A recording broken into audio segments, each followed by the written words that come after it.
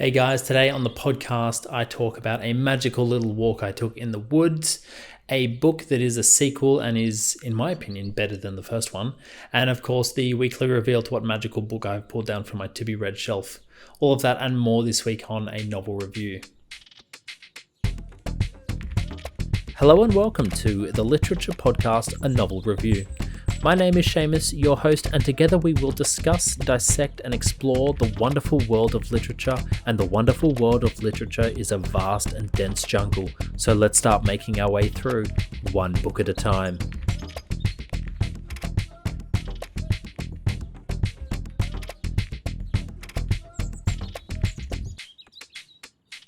Hey guys, welcome back to another episode. My name is Seamus, I'm the host. This is a novel review, a book podcast, and today I'm going to be discussing Stephan Donaldson's second book in the Chronicles of Thomas Covenant, The Illearth War. But I guess before we jump into that book, I always take a moment to reflect on any mantelpiece moments, something to highlight from the week past. And this past week I went on I was going to say bush walk, but it's not really that bushy here in London. I took a walk in the countryside to a wood, and April is such a fantastic month in London, one, because it starts to get a bit lighter. You sort of emerge from hibernation, but the bluebells come out, and the bluebells are a kind of flower, and they pretty much take over certain areas of wooded areas, little forest, I guess I'd call them. I don't know what I'd call them actually, but you've got to walk to particular places. And yeah, once you enter these forests, I mean, you can be in these sort of like sweeping sort of fields, and then you enter these little forests, and straight away the air's different, the sound's different, the light filtering through is different. And for this particular month, it's just incredibly fleeting, beautiful carpet on the forest floor, and it is all bluebells. And luckily in this one there was a trail going through, so you didn't actually have to step on any bluebells itself. In fact, 1, 2, 3, bang. You should hopefully now be able to see a picture of it if you are viewing this on YouTube. But if not, yeah, it is just this incredible little scene of bluebells everywhere. And I mean, like, quite literally everywhere. As far as the eye can see, there is just bluebells. And I wish I had the words to sort of word it better than that, but it is this incredibly beautiful scene. It's, I mean, you think sort of like how do writers get inspired in these countries, because everyone always just says London and the UK is sort of grey and grim and always raining and overcast, and then you see scenes like this and you're like, yep, that's how they get inspired. They just go to places like this, and it's absolutely fantastic. So that's what I did this week. It was such a beautiful walk. I just wanted to briefly touch on it and even show you guys if you're on YouTube. So yeah, that was great. Housekeeping, if you are listening or viewing, please feel free to like and subscribe. I'd really appreciate it. But also don't feel the need. This is a free podcast, so enjoy the show. I hope you enjoy the show. Good episode coming up today, so yeah, keep listening.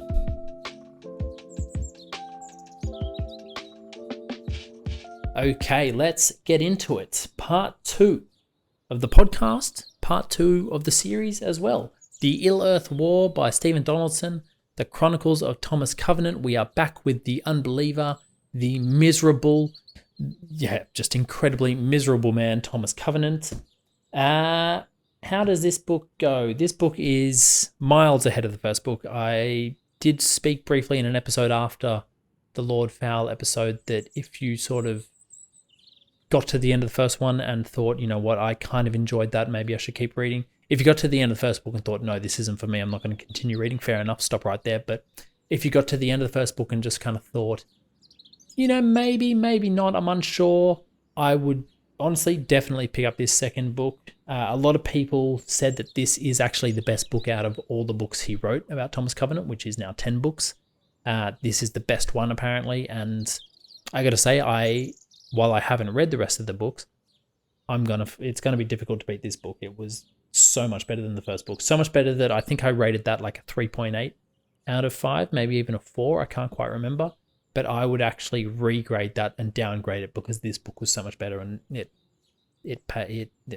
Lord Fowl pales in comparison to this book in terms of enjoyment and fun and fantasy and sort of Fun because it's incredibly dark. It's an incredibly dark story. It's an incredibly existential story.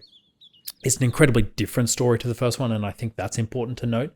I think I should probably do a very brief overview, and as I'm thinking of it, it's actually going to be nearly impossible to do a brief overview, but I'll do my best. We start off pretty much right where we left off at the end of Lord Fowl's Bane.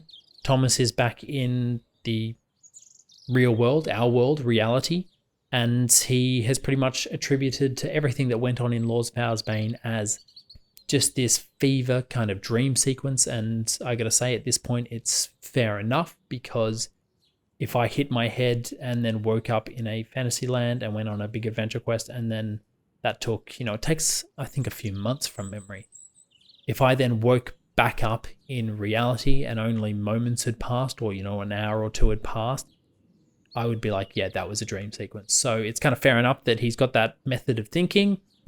He's still just as miserable, but then he accidentally hits his head again while talking to his ex-wife, and he wakes up in the land, and he's incredibly upset about this because he was talking to his ex-wife, and it was kind of going along the narrative of she was saying she missed him, and she was perhaps just about to re-profess her love for him, which obviously for him is something real and tangible and in the real world and his reality. And so when he hits his head and he's pulled back into this magical world, he's incredibly pissed off and incredibly miserable and angry and upset, because for him this is all a dream and he's got a real life going on outside of this dream. So he wakes back up in the land. It's only been 4 weeks in the story of the real world, our world, but in the land, the fantasy land, it's been 40 years in those sort of 4 weeks. So time works a little differently. Naturally, the face of the land has changed because Lord Fowl is now moving to take over. And that's sort of what the story is about. It's all about how Lord Fowl basically tries to take over, and there's a few different wars going on, a few different battles, and they're trying to work to figure out how to beat him and gain the upper hand and gain power, which is why Thomas has been sort of called to action again. And that is the story. And I realize that is not even a brief overview because there wasn't really an overview there, but basically Thomas finds himself back in the land, still miserable, still willing to do absolutely nothing, doesn't want to lift a finger to save the land, which is actually a major plot point of the story because, and I'll end the overview there and get on with the episode, it's a major plot point of the story because he doesn't view the land as real, which, as I said, at this stage in the story, I think it's pretty fair enough that he doesn't feel it's real. But because he doesn't feel it's real, he doesn't want to commit anything to help the land because, one, he doesn't believe it's real and he believes it's going to be a descent into madness.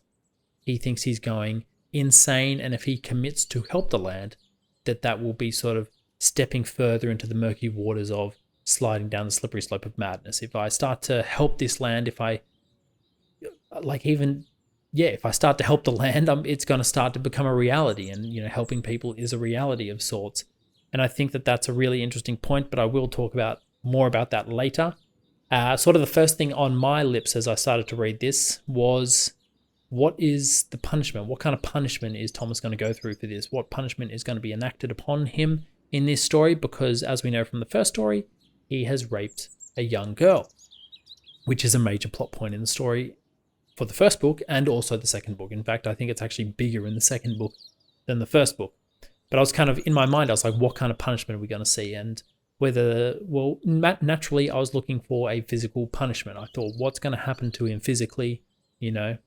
Not necessarily in terms of is he going to be beat up or killed, but is he going to be imprisoned? Or just anything, really. And about halfway through the story, I realized that was not going to happen. And that kind of pissed me off for a minute because I was like, he's done a terrible, terrible thing. He needs to be punished. But then I kind of thought, well, what would be the point of that in terms of story progression? As I thought and spoke about in the first episode, this is not a story about physical punishment. It's more a philosophical and moral exploration of what punishment is and how that can affect the person. And so even though I think he absolutely deserves to be beaten up or, potentially killed or locked up in prison, that's not going to happen. And I guess I sort of made peace with that, because what would be the point in killing him off? Then we would have no story, and the aim of the story is to sort of go through this moral and philosophical journey of punishment and crime. So that's sort of where we got to with that, which is interesting because not only does he not get punished, but he kind of gets praised a fair bit in this story. And I think that's a really interesting plot point, but I will talk about that in a second as well. First, I just want to mention the narrative shift in this story, because there's an introduction of a new character. I mean, it's been 40 years, so a lot has happened in the land, but there's an introduction of a new character which shifts the narrative arc of the story.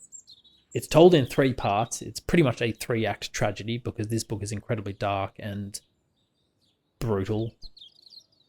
And I mean, I learned a new word in this book, Pyrrhic. It's a Pyrrhic victory at the end of this story, and Pyrrhic means how do you spell it? Pryric, I think it was. And Pyrrhic means basically you've suffered so much that it's not even a victory. Alas, that's a spoiler. There is a pale Pyrrhic victory in this book. But midway through, the second part of this book, Act 2 of this book, is told from the perspective of a man called Troy. And that's a name I've never heard before, Hyle, Hile. And interestingly enough, it is a man that comes from our world, reality, planet Earth, which I thought was such an interesting name to choose, because I've never heard of Hyle as a name. And I'm sorry if maybe it was a thing in the 70s or something. I don't know. I've just never heard of anyone called Hyle, and maybe there's a whole bunch of Hyles out there that I've just never met, never had the pleasure to meet, and apologies if it is a real name. I've just never heard it, but I thought it was funny to include a name that is not like so quite stereotypically earthly. We've gone for Thomas for the main character. Why not have a Benjamin or something like that, a Christopher or something like that, something that's quite clearly from planet Earth? But no, we went with Troy. I digress. And Troy is, from planet Earth, from our world, from our reality. And so for us as the reader, that kind of confirms the fact that we're in his mind and we're getting the story from his point of view, that this is not a dream sequence, because we're out of the mind of Thomas Covenant. And the only way we can be out of the mind of Thomas Covenant is if the whole story is not taking place in his mind. So this is clearly now a real story, which is good for us as a reader, but naturally Thomas is still uncertain. And he rejects Troy as a character, as a person, because he believes that that's just a projection of Thomas's mind trying to almost justify what is going on, which is a really interesting point of view, because, it's sort of this duality of action versus inaction. Thomas is incredibly inactive and he doesn't want to lift a finger to save the land, whereas Troy wants to save the land absolutely. He is desperately and deeply in love with the land, because Troy also has a sort of very big physical disability. Thomas is a leper and he's lost 2 fingers.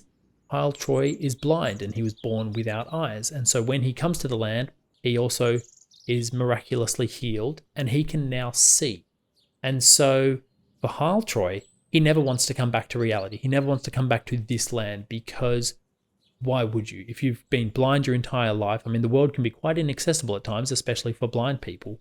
Why would you want to come back to a world where you can't see and you're forever in darkness, when you can be in a land where you can see anything and experience the world? And that's a really interesting point, because he accepts the land completely. He doesn't question it. He loves it. He wants to save it no matter what. And it's that point of action that really hits home, and he really wants to go out and fight Lord Fowl and defeat Lord Fowl, whereas Thomas is like, no, I want nothing to do with this. I don't want to defeat Lord Fowl. I don't care for Lord Fowl. I don't care for the land. I just want to go back to my reality. And interestingly, both characters, action and inaction, through their action and inaction, they actually both suffer incredibly great losses in this story. And I think that was a really devastating moment, because it feels like almost a side point to the entire story, but it's almost this moment of, no matter what you do, no matter whether you're completely active or completely inactive, you're always going to suffer loss. And I think that's a really poignant but also depressing thing to think about and consider, because they both suffer so much through this story. And it's tough to read, but I guess is just kind of a reality, isn't it? That we're always going to suffer at some point in our lives. We're always going to suffer some loss. So that was an incredibly dark, deep, and philosophical moment of the book. Now, I just want to quickly touch upon this idea of it still being a dream sequence, because there is this particular scene with one of the characters from the first book, even though it's been 40 years, he's a bit older now, but one of these characters talking to Thomas, and he's kind of questioning this idea of, if you think it's a dream sequence, why not help us? And it's this incredibly, I'm going to say it was one of the, to me, it was easily the best scene of the book, and it was one of the best, most pleasurable reading experiences I've had, because it was so intense. And just by happenstance, I was listening to this song on Spotify, and it was a song I'd never heard before. It was like this piano piece, and it just kind of rose and fell in the exact moments it needed to partner this passage, even though I had no idea and no intention of teeing them up together. And it was this incredibly wonderful passage. And Moram, this character, is basically speaking to Thomas, going, if you think this is a dream sequence, if you think this is all made up and inside your head, then what is the point? What is the point in not helping us? Why wouldn't you help us? If you know it's fake, why not help us? Because it's of no consequence to you. It doesn't affect you in any way. And that's pretty much the main defense. It doesn't affect you in any way. And it's this really interesting scene, because Thomas actually says, well, it does affect me, because even though I don't think it's real, I woke up in the real world having had this dream sequence from Lord Fowlsbane, the first book. And in that dream sequence, and I say that in inverted commas, in this dream sequence, but in this story, I raped a girl and I killed people. He killed Ervils in the battle, the last battle. And so he woke up in the real world and he had a guilty conscience for what he'd done. And even though we as the reader now know that this is a real story and he has actually committed rape and he has actually committed murder, in his mind, it is still a dream sequence. So he's sort of giving himself that escape in a way, but he's also feeling incredibly guilty for it. And he doesn't like the fact that he's feeling guilty for these acts, despite the fact that he doesn't think they really happened. So he sort of gives his defense of, well, even though I don't think any of this is real, I don't want to feel like shit, because even doing this stuff in a dream was terrible. And I've just got a very short passage here, which is taken from it, and they're sort of discussing it. And Thomas says, that's sophistry. And then Moram says, sophistry? I do not know this word. Clever arguments to finance what you're already decided to do. Rationalizations, war in the name of peace. As if when you poke your sword into a foe, you aren't slicing up ordinary flesh and blood that has as much right to go on living as you do. Then you do not truly believe that there is no difference between fighting to destroy the land and fighting to preserve it? Difference? What has that got to do with it? It's still killing. And that's just sort of a piece of the passage. And it was absolutely fantastic, because it shows why Thomas is being rude and quite, not rude, but sort of very inactive in this whole thing, because it is kind of a very fair question. If you do think this is fake, why not just help? If you think it's pointless, then just help.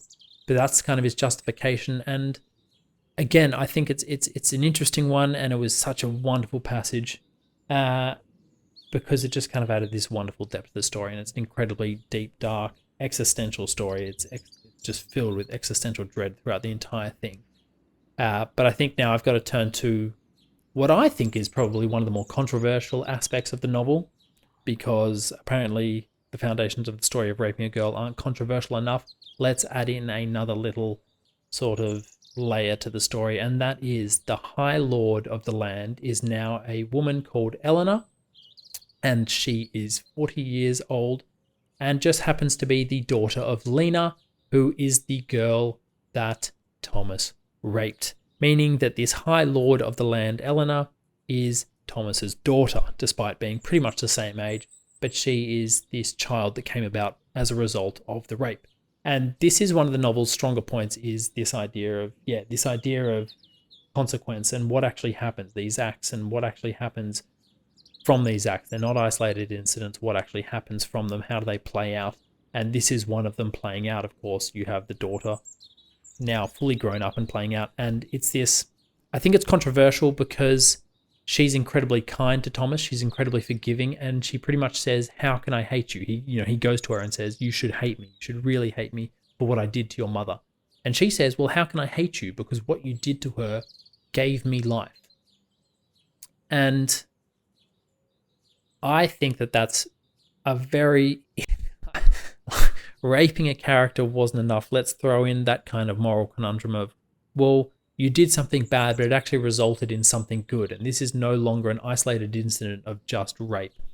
It's now, it's something that brought me life. So how could I hate something like that? And it's, I don't even know if I call it a mature view on the situation, because it's a pretty wild view on the situation. And it's one that I really struggle to wrap my head around, because I think Thomas is just a rapist and a bit of a dick. But now to have this character being like, no, I like the fact that you did that brought me life, and I'm now living a good life technically because Lord Fowl is trying to destroy the world. But I'm in a huge position of power. I'm the High Lord of the land, and why would I be angry about the thing that brought me life? And it's kind of this wonderfully terrifying duality between the High Lord Eleanor, who really praises Thomas Covenant for this act, in comparison to Hyletroy, who hates Thomas Covenant for this act. And he doesn't understand why Eleanor likes him so much, which, I think most of the readers sympathize with that point of view. Why are you liking this guy that raped your mother? And even though it brought you life, you should still hate him for the act as perhaps an isolated incident. But I think what then really comes into, sort of adds another really fascinating layer, is that the mother of Lena, the girl who was raped, her mother, a Tarian, decides, or sort of stews on the fact that her daughter's been raped for quite a while, and decides to try recall Thomas into this world to forego her oath of peace, and wants to, punish him for his actions, which I think we can all sympathize with. And she wants to summon him back to the land to punish him, and she can't quite do it, and she actually accidentally summons Hyletroy, the blind character.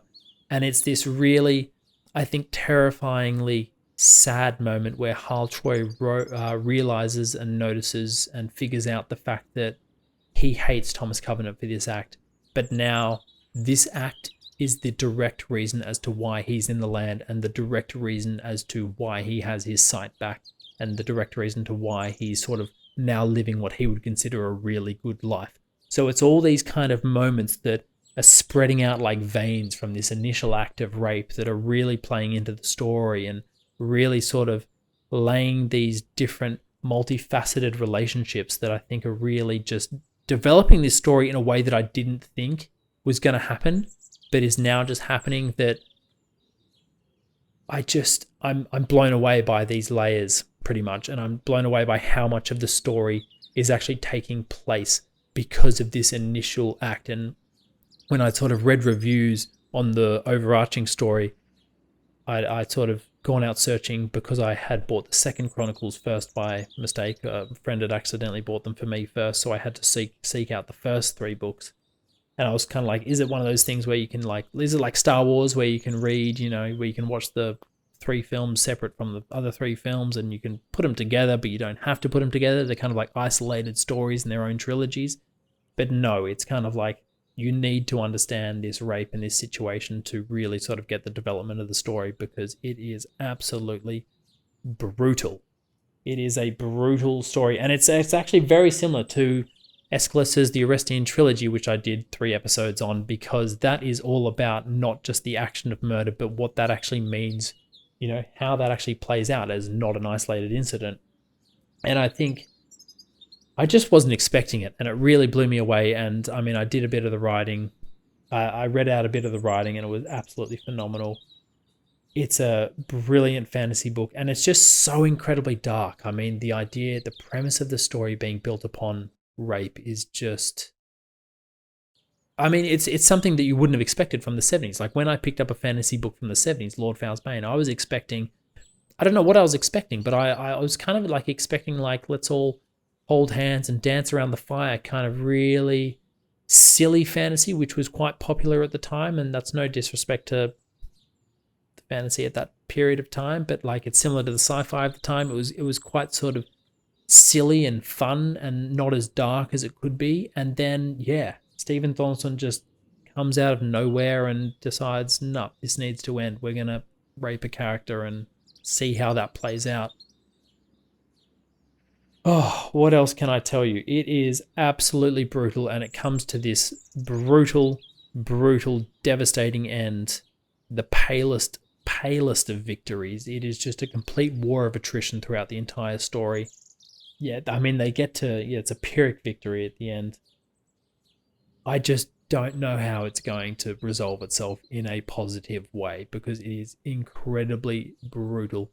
It was a fantastic read. I absolutely smashed through it, but it was incredibly brutal. I would absolutely recommend this story. I absolutely loved it. I'm definitely going to reread at least this story again. I don't know if I'd read the first story, but maybe I would, but I don't really want to reread the rape scene, to be quite honest with you. But it was just so dark, so existential, so dark, and so brutal, and I was not expecting that from this book. So yeah, book 2, The Illearth War, much better than the first. Definitely worth reading.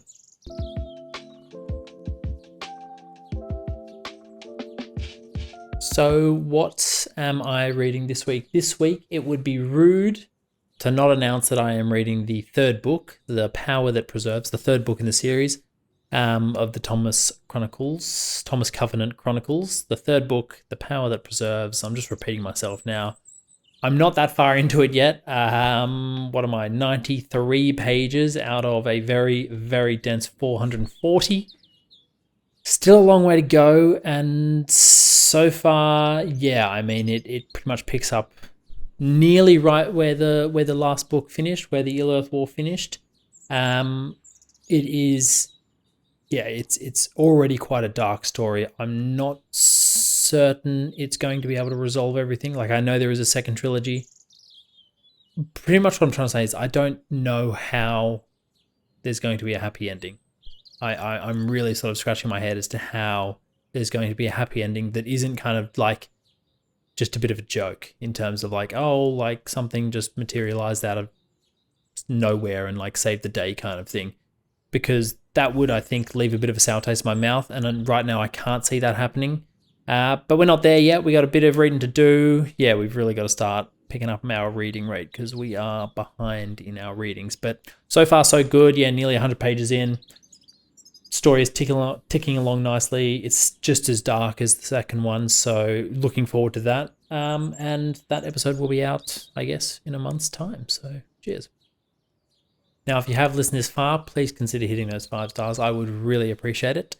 Also, feel free to head along to the website and support the pod. But as always, thank you for your attention. So I think we're going to end today's episode with a quote from Blaise Pascal, Human Happiness. And I bought this book the other day, and yeah, I mean, the opening sort of line, the opening paragraph just sort of won me over. So I thought I'd just read that, and if you're interested as well, check it out. It reads, "If we are too young, our judgment is impaired, just as if we are too old. Thinking too little about things or thinking too much both make us obstinate and fanatical. If we look at our work immediately after completing it, we are still too involved. If too long afterward, we cannot pick up the thread again.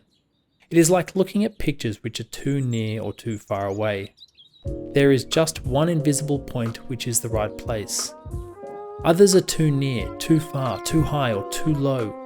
In painting, the rules of perspective decide it, but how will it be decided when it comes to truth and morality?"